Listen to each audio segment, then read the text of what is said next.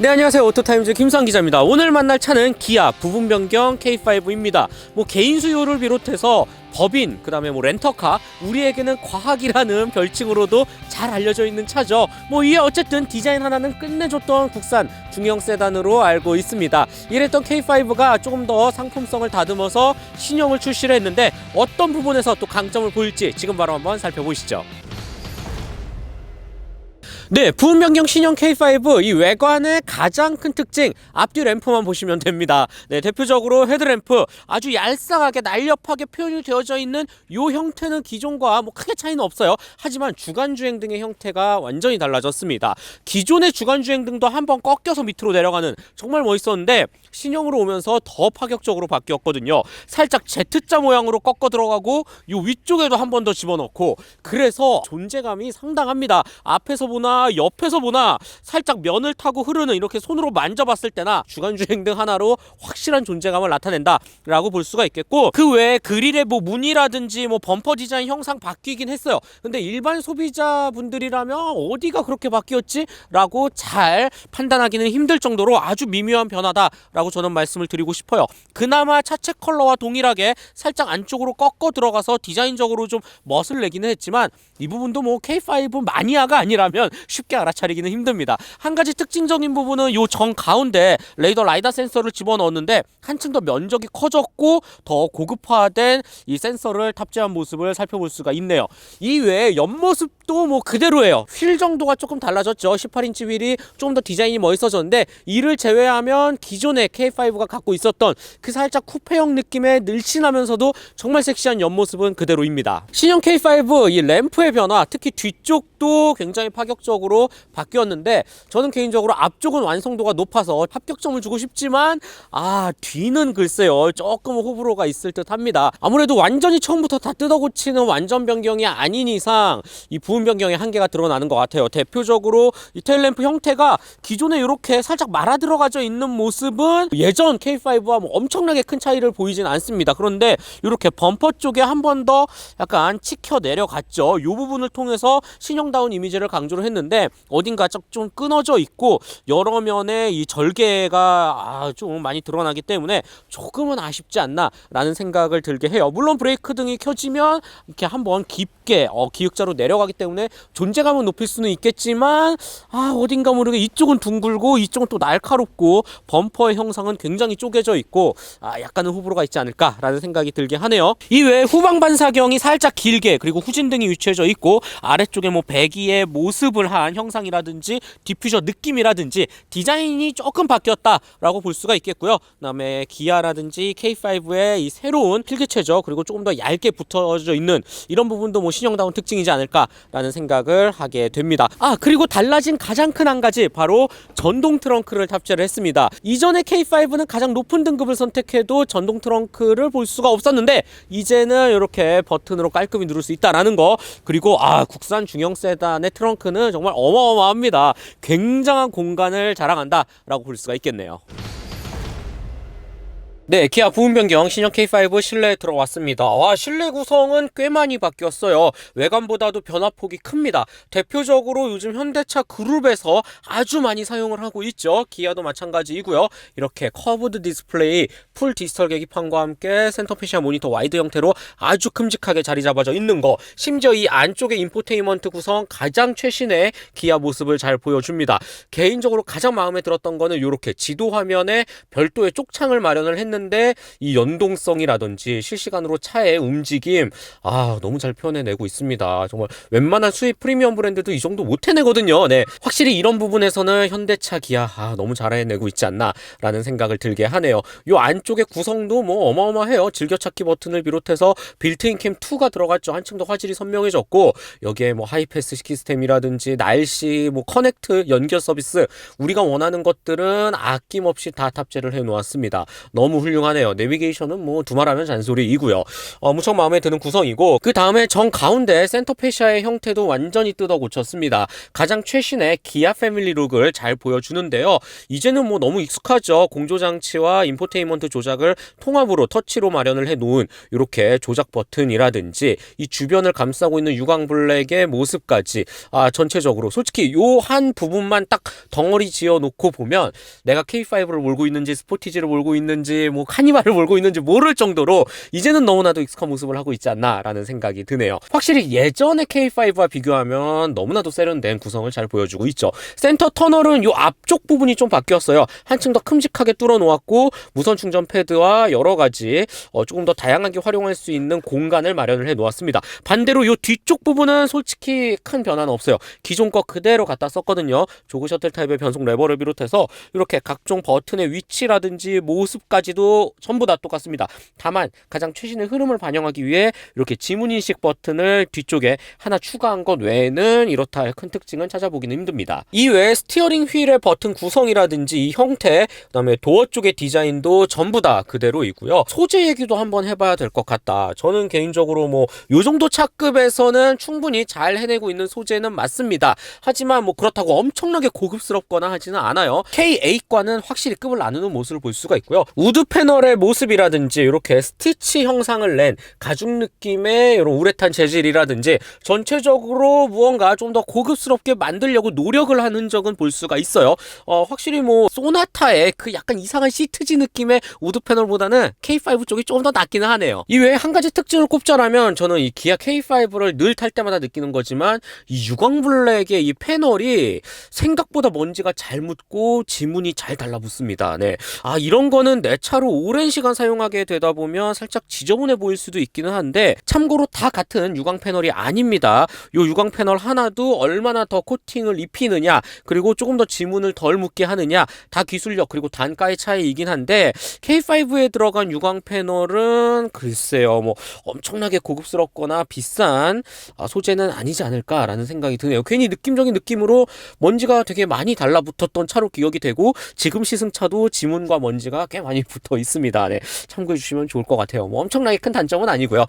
이외에 편의 품목 뭐 말할 필요도 없죠. 너무 훌륭합니다. 우리가 원하는 것들은 아낌없이 다 들어가 있다라고 보시면 될 것 같고요. 부족한 부분은 그 어디에도 찾아볼 수가 없어요. 크렐 사운드 시스템, 헤드업 디스플레이 더 커졌죠. 인포테인먼트 시스템 앞서 말씀드린 것처럼 너무나도 훌륭합니다. 그 다음에 이 조수석 워크인 디바이스 시트라든지 위쪽에 뭐 기아 커넥트와 하이패스 뭐 여러 가지 우리가 원하는 것들 아낌없이 너무나도 깔끔하고 편안하게 다 탑재가 되어져 있습니다. 내 입맛에 맞게 자금의 여유가 된다면 이 옵션을 선택하는 거에 따라서 옵션 차이가 결정될 뿐이죠. 네, K5 2열에 들어왔습니다. 국산 중형 세단 하면 이 패키징 2열 공간은 뭐 단연 최고지 않습니까? 실제로도 그렇게 느껴지고요. 앉았을 때 무릎 공간, 머리 공간, 여러 가지 뭐 개방감이라든지 썬루프나 유리창의 면적 그 어느 부분 하나 흠잡을 곳이 보이지 않습니다.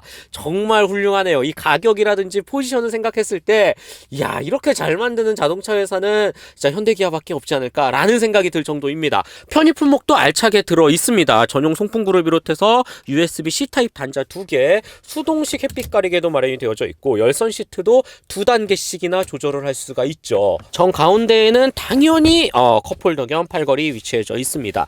한 가지 인상적이었던 부분 개인적으로 소나타와 비교했을 때 저는 이 착좌감이라고 생각이 드는데요. 소나타보다 K5 쪽이 조금 더 이 엉덩이가 들어가는 폭이 깊습니다. 그래서 이 안락한 감각을 주기에는 저는 개인적으로는 K5에 조금 더 손을 들어주지 않을까라는 생각이 들어요. 특히 시트의 면적도 이 양끝까지 아주 깊게 감싸 놓았기 때문에 물론 우리가 생각하는 그런 프리미엄 수입차 브랜드의 질 좋은 가죽은 아니지만 그래도 이 정도 차급에서 기대해 볼 수 있을 만한 안락한 착좌감을 갖췄다라고 말씀드릴 수 있겠네요.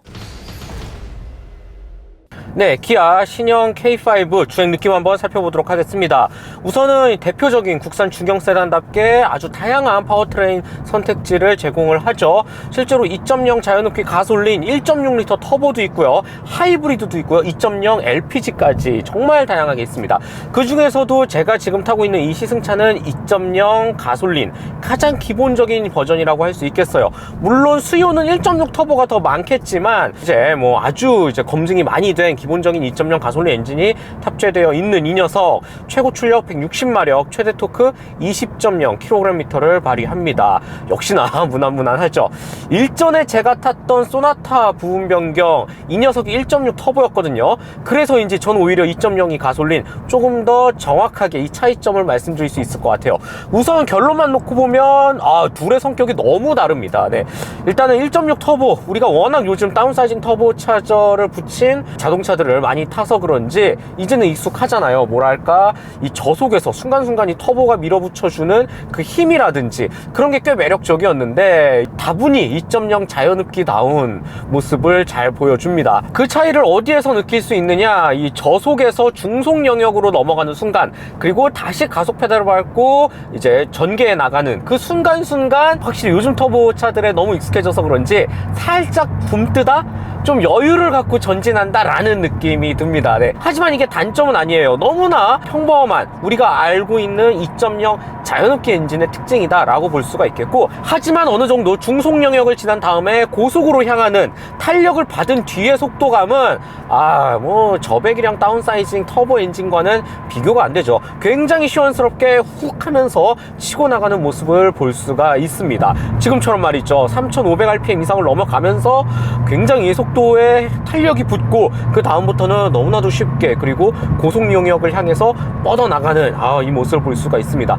엔진의 특성이 아주 잘 드러나고 있는 게 2.0 가솔린이지 않을까라는 생각을 하게 되네요. 그래서 우리가 워낙 요즘에 이 다운사이징 터보 엔진 차들에 익숙해진 나머지 2.0 이 가솔린 자연흡기를 탔을 때 어딘가 모르게 좀 잘 안 나가는 거 아니야 라는 생각이 들 수도 있겠지만, 절대 아니다 라고 말씀을 드릴 수 있겠고, 기본적인 이 엔진이 갖고 있는 특성일 뿐, 어느 정도 속도의 탄력을 받은 중속 이후부터는 누구보다 시원스럽게 2.0 이 가솔린만의 특징을 온전히 보여준다 라고 말씀을 드리고 싶습니다. 이외에 변속기의 세팅이라든지 스티어링 휠의 감도라든지 아주 적당히 잘 세팅을 했어요.